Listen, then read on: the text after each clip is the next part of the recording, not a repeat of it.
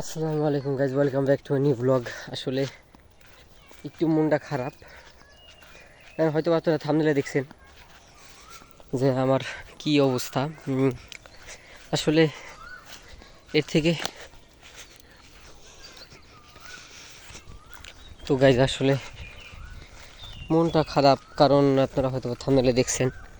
এখন আমি বুঝতেছি না আসলে হঠাৎ করে কিভাবে কি হয়ে গেল, আমি বলতে পারতেছি না। আসলে এগুলো এগুলো আসলে কি এগুলো এগুলো টের পাওয়া যায় না। হ্যাঁ, এগুলো হুটহাট হয়ে যায়। আমার অনেক বড় চুল ছিল, আপনারা যারা দেখেন আমার অনেক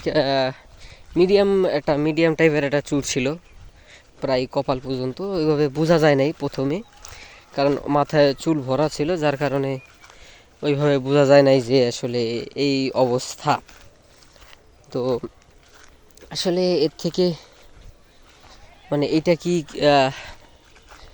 রিমুভ রিমুভ বলতেছি যে এটা কি মানে সারানো সম্ভব, না ওষুধ আমার ওষুধ খাইতে হবে, না এমনিও সারবে? আপনারা কাইন্ডলি একটু জানাবেন। এখন আসলে আসলে খুবই মনটা খারাপ হয়ে গেছে, কারণ অনেকে শুনছি যে অনেকের নাকি সারে নাই, বরঞ্চ আরও এটা বড় হয়েছে আরও। এটা খাইতে খাইতে এই যে চুলটা, এটা খাইতে খাইতে নাকি পুরো মাথা টাক হয়ে গেছে। আর এটা হওয়ার একটা ইয়ে আছে, এটা যার হয় এই একবার যেখান থেকে হয়েছে না, ওইখান থেকে নর্মালি যদি আমি চুলটা টাক করে ফেলাই, সাপোজ ধরেন ব্লেড দিয়ে যদি চাইচে ফেলাই দিই, 1 দিন 2 দিন, হ্যাঁ, ক্লিন থাকবে। সর্বোচ্চ 1 দিন ক্লিন থাকবে, তারপরের দিন দেখবেন যে একটু ধার ধার। ওইটা যদি ব্লেড দিয়ে আপনি যদি মানে একেবারে 2-3বারও মানে ঘষা দেন, তারপরও ওইটা কিন্তু ওই একেবারে ক্লিন করতে পারবেন না। বিদেশে হয়তো বা ফরেন কান্ট্রিতে ওইটা সম্ভব, ওইটা কিছু একটা করে, ওই ওয়্যাক্স করে ওরা, এভাবে ওয়্যাক্স স্ট্র্যাপ লাগাইয়ে টান নেই। তো ওদের ব্যাপারটা আলাদা। এখানে দেখবেন যে মাথাটা ধার ধার লাগে, কিন্তু এই জায়গাটা এত স্মুথ, এই জায়গা ধরলেই বোঝা যায় এত স্মুথ, মনে হচ্ছে যে এই জায়গায় কোনো দিন চুল ছিলই না এরকম।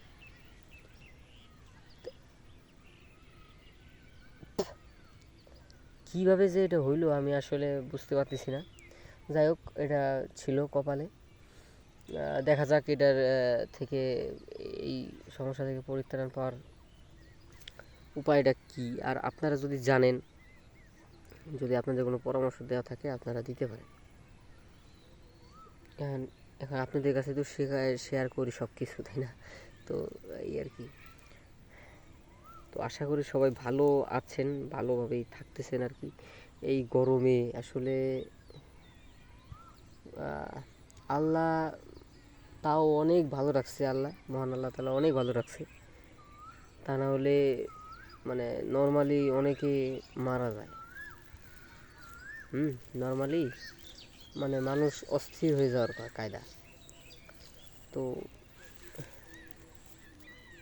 এই আর কি। তো আমি এই মুহূর্তে আছি হচ্ছে স্কুল মাঠে। স্কুল মাঠ হলো ওই জায়গা, আমি হলো স্কুল মাঠের পিছনে একটু ক্ষেতের দিকে আছি আর কি। তো খেতে আছি, তো এই জায়গায় যে একটু এই জায়গায় বসা, একা একা বসা তো আর সম্ভব না। ওই দেখেন, ওই যে এলো পান্টার লোক, আমার সাঙ্গ ভাঙ্গ চলে এসে। তোরে দেয় কিডা?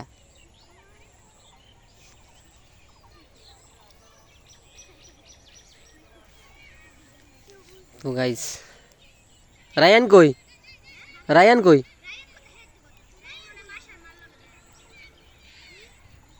থাক। তো তো গাইস, এই এলো আর কি অবস্থা। তো যদি আপনারা জানেন মানে এই সমস্যাটার আর কি মানে কোনো সাজেশন দিতে চান কোনো সমস্যা নেই। যদি কোনো সাজেশন দেওয়া থাকে কমেন্ট সেকশনে দিতে পারেন, কারণ কী আর করবো, আর মনটা খারাপ গাইজ, এই কারণে আর কি ব্লগ করার সেরকম মুড নাই। দেখা হবে নেক্সট কোনো ব্লগে, সেরকম ভালো থাকবেন, সুস্থ থাকবেন, আল্লাহ হাফেজ।